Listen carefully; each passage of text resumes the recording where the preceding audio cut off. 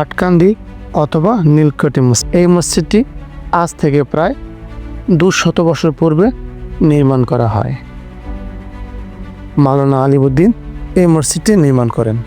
মূল মসজিদে রয়েছে 3টি গম্বুজ, একটি বড় গম্বুজের পাশাপাশি 2টি ছোট গম্বুজ। মূল মসজিদের বাহিরে রয়েছে 5টি গম্বুজ।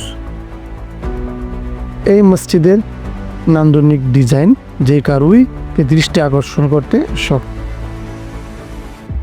মাওলানা আলিমউদ্দিন কবে নাগাদ এই মসজিদটি নির্মাণ করা হয় সেই বিষয়ে সঠিক কোনো ধারণা পাওয়া যায় না, কারণ কোনো শিলালিপি না থাকায় আনুমানিক সকলেই বলে যে 200 বছর পূর্বে এই মসজিদটি নির্মাণ করা হয়।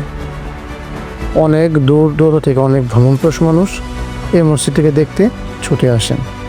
অনেকেই মনে করেন এর মিনারগুলো কিছুটা আগ্রার তাজমহলের সাথে মিলে যায়।